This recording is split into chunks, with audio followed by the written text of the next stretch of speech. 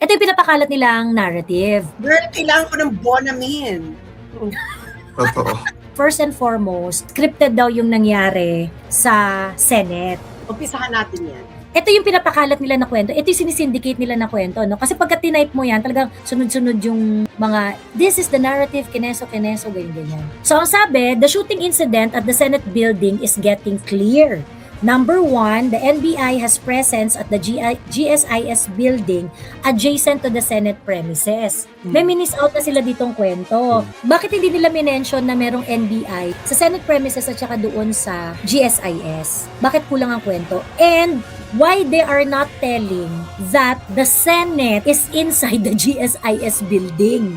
Karamihan kasi na nagkukwento, hindi pa nakakarating ng Senate building. Arte-arte lang daw ng mga senators. Ayaw daw nila asikasuhin ng impeachment ni Sara. Yun yung mga fino-forward nila. Di ba kaso nga nag-stay nga sila para hintayin yung articles of impeachment? Yes, correct. Yung number 2 nila, the NBI was bolting a door at the first floor to prevent people from the Senate to exit in the GSIS building. Why are you doing that? What for? Yeah. Ano yung threat? Diba? Why are you bolting it?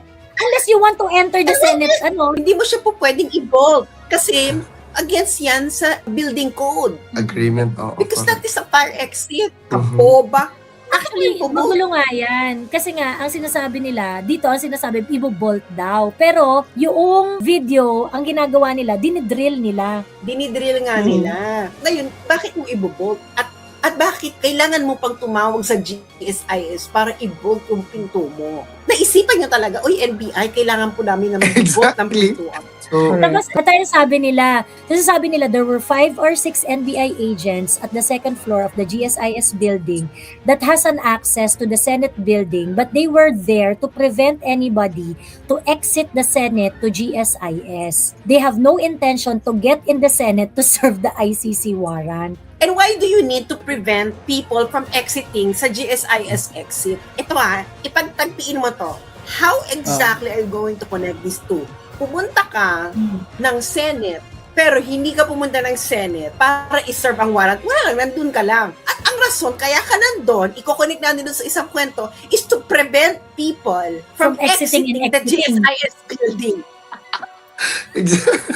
And eto pa yung isang nakakaloka. Kasi sasabi nila, there is no intention to serve the warrant of arrest. Ang problem kasi, on May 11, nandun na yung NBI. Nandun na yung NBI sa premises sa Senate. Yung nagkatakbuhan, yung nagkahabulan. Nandun na yung NBI At mayroong spot report yung dating Sergeant at Arms doon sa bagong Senate President. Itong si Samonte, pinirmahan niya to. Siya yung Sergeant at Arms ng Senate at that time. Nagpalit ng Senate President. So ngayon, yung lumang Sergeant at Arms, kailangan niyang mag-report kay Alan Peter. Ito yung report niya kay Alan Peter. Kaya parang sinasabi, walang intensyon na mag-arrest, ganyan-ganyan.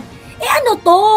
As directed herewith is the sequence of events as to the reported assault on Senator Bato de la Rosa. Earlier this morning, NBI-NCR Chief Attorney Dongalo paid a call to the undersigned to coordinate an arrest order. As per agreement, the supposedly arrest should be effected when the warrant of arrest is presented as per guidance of the former Senate President Vicente C. Soto. On about 2 p.m., the warrant of arrest was shown to the former Senate President in the presence of the undersigned, but copies were not allowed to be distributed. So ngayon, kung sasabihin nila na walang intensyon na mag-arrest, na-communicate nyo na yung earlier intention nyo na mag-a-arrest kayo. So, May paper trail. So the intention is already demonstrated May 11 pa lang. Kaya yung naniniwala dito sa narrative na to, putang ina nyo. Diba? Huwag nyo kaming gaguhin. Huwag nyo kaming gaguhin. Walang intensyon na mag-arrest. Ay, talaga? Okay, number 4. The NBI presence at GSIS was based on a written request by GSIS executive. Okay, punta na naman tayo dun sa sulat na pinresent nila Matibag. Kasi ang sabi nila, kaya sila nandun sa GSIS building is because may written request daw ang GSIS. Eto, noong May 13, sumulat sila, GSIS, na-receive ng NBI 5:08 p.m. mga friend. may timestamp pa. 5:08 5:08 p.m. yung request talaga, putang ina nyo? Ganyan kayo kabilis responde para sa pagdidrill ng pinto? Anong Hello, Direk emergency? Darin. Bakit kailangan mong sulatan yung NBI? GSIS ka. Ah. Government ka eh. Ano yung susulatan mo siya within the day and then you expect them to reply within the day? This is beyond government practices. Isusulat mo pa for the day? GSIS ka, it's just like simple as telling your uy, pwede mong kontakin yung NBI, magpapa-assist tayo ng ng vulcanizing. Ganyan. Yeah. So,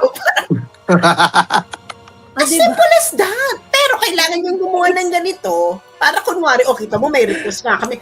Bakla, nag-request ka ng 5:08 p.m. Tapos, nakuha mo kagad yung letter. Ang bilis naman yun. Ano yun?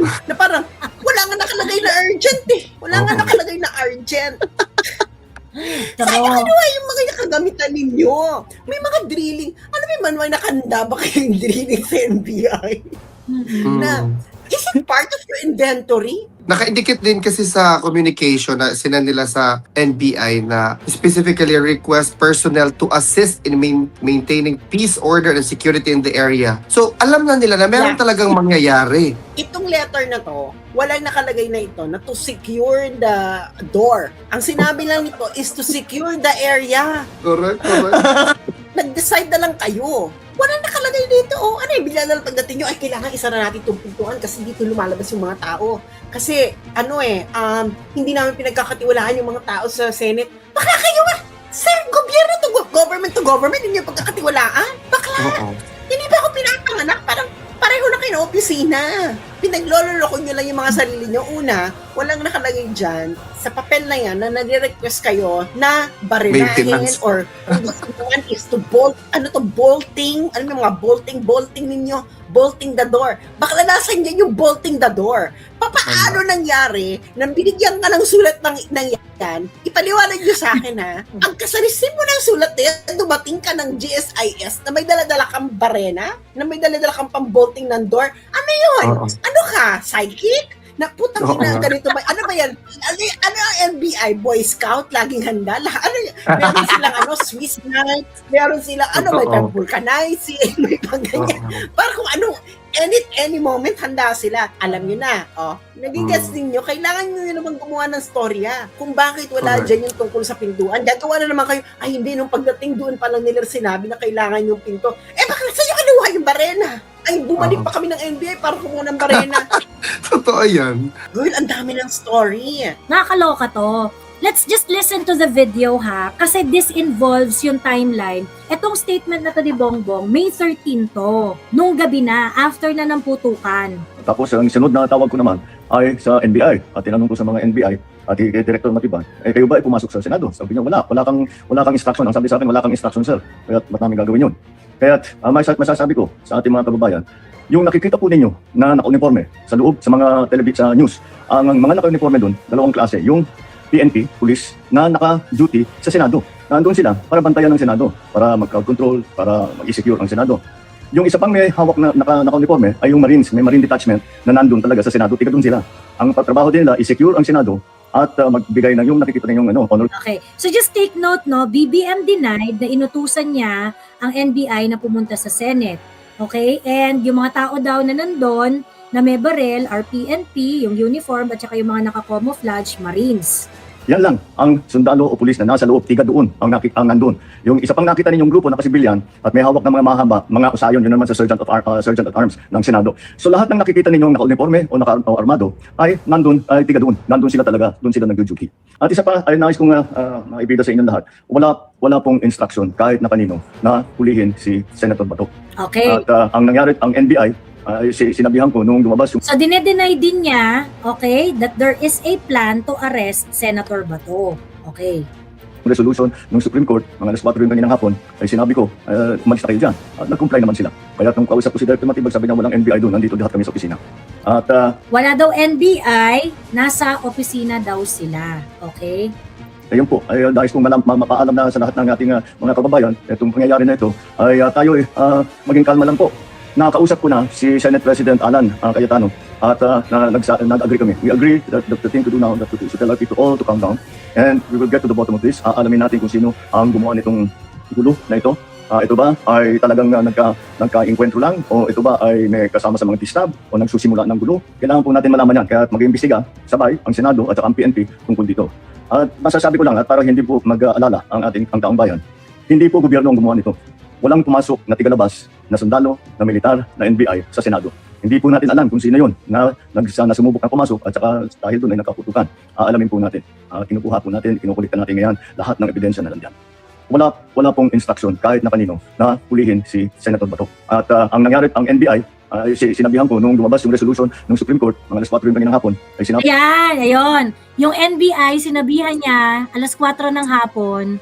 lumabas yung resolution ng Supreme Court, mga alas 4 ng hapon, ay sinabi ko, umalis na kayo dyan. At nag-comply naman sila. Kaya nung kausap Okay, pinaalis niya, bandang alas 4 ng hapon, umalis na kayo dyan.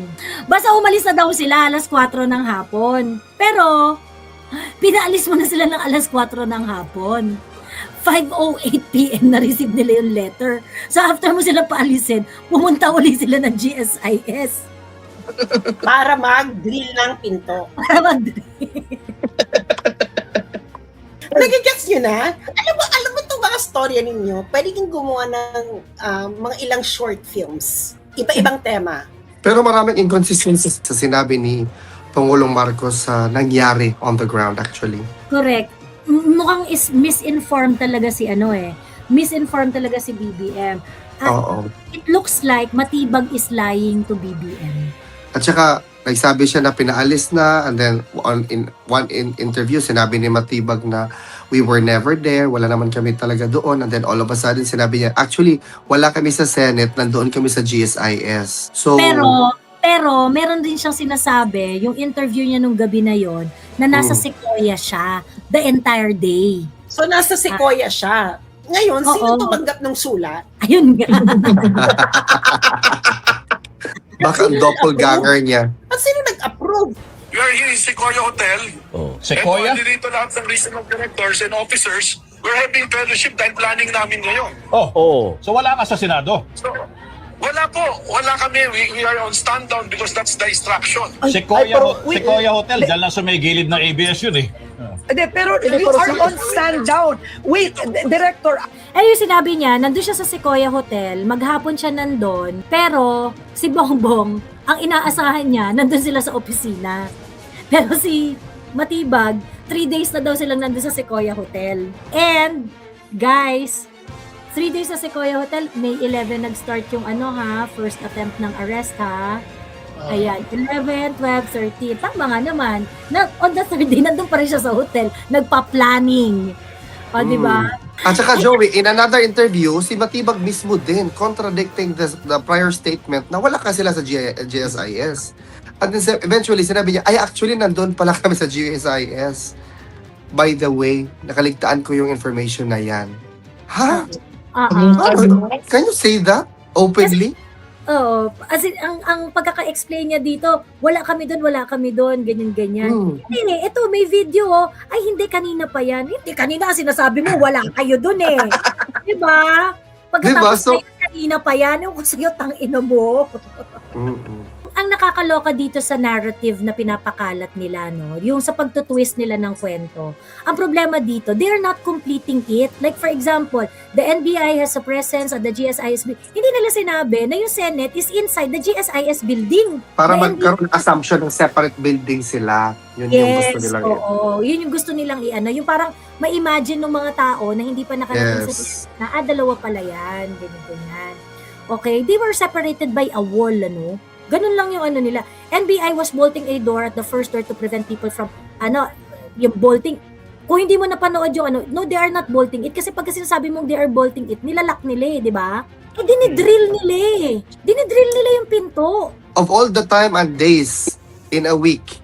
Yung pa talagang araw na may issue. Di ba? Can you imagine the coincidence? Grabe na coincidence ha. Of all the time, grabe. True. Ayan. Hindi mabibilog kasi ang mga Pilipino na ngayon, hindi na mapapasakay sa naratibo. Totoo lang.